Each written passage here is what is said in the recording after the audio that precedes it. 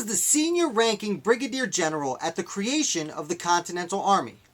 Hi, Founder fans. Jason here, and today we'll be discussing a man named Seth Pomeroy. Now, Seth Pomeroy was a Massachusetts man who had been in the militia for a very long time. He fought in King George's War, he fought in the French and Indian War, and when the time for revolution came, he sided with the Patriots. Now, though approaching 70 years old when the Battle of Bunker Hill broke out, Pomeroy got on his horse and rode out to lead his men because he was considered a leader in the militia at that time. Now, this was taking place in Boston.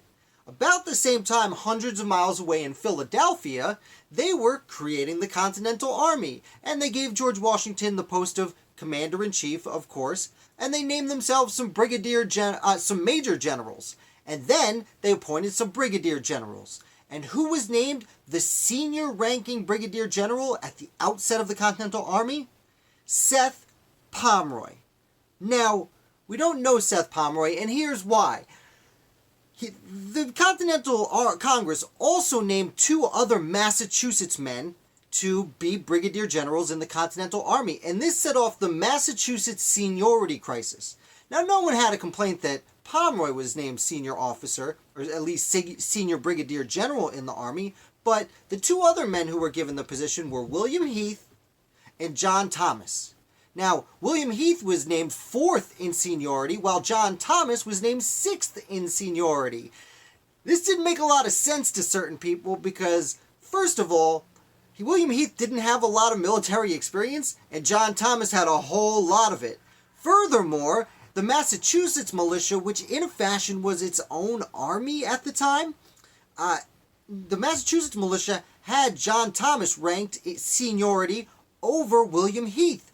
So Congress seemingly made this mistake. It's kind of hard to explain why. It seems like the Massachusetts men who were there didn't take enough consideration, and the men from other colonies just didn't know. So when word got back to Boston that this had happened, well, John Thomas almost resigned, which, don't judge him too hard. That was fairly common at the time. When your honor was being insulted, this is how people operated. And it was a slap in the face for Thomas. He had been fighting in wars for decades, and William Heath just hadn't. So, although Seth Pomeroy was slow to contact the Continental Congress, word got out that Pomeroy, who again was approaching 70, was not going to accept the position of highest-ranking Brigadier General in the Continental Army. And in fact, he didn't. But, although the Continental Congress didn't officially get his decline for the position, they operated as if under the assumption that he was going to decline. So, therefore, they decided to, assuming he was going to decline, they took John Thomas and they elevated him from 6th in seniority up to 1st in seniority.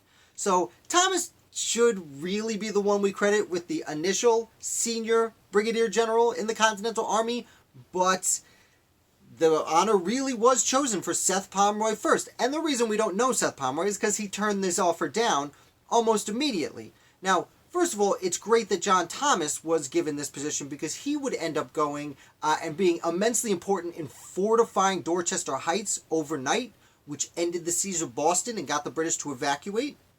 Unfortunately for Thomas, who I should give his own video, he would then go up to Canada, be appointed a Major General, and catch smallpox and pass away pretty quickly.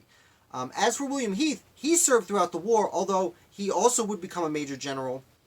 Heath would spend most of his time in upstate New York, basically guarding the Hudson River. Didn't see a whole lot of action, because again, he didn't have a lot of experience. And finally, Seth Pomeroy, who is the star of today's episode, he decided to just serve in the Massachusetts militia, and he was appointed a Major General in the Massachusetts militia at a time where being a Major General in the militia could be viewed as a more important position than Brigadier General in the Continental Army.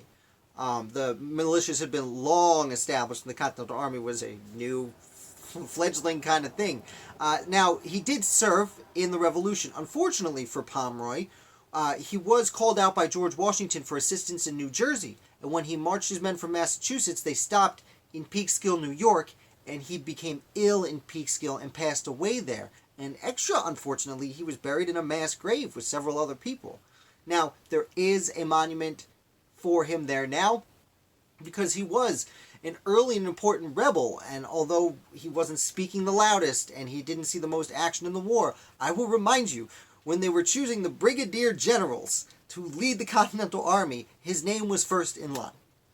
So that's the story of Seth Pomeroy and his involvement in resolving the Massachusetts Seniority Crisis. I sure hope you enjoyed it. If you did, please hit like. It helps out a lot.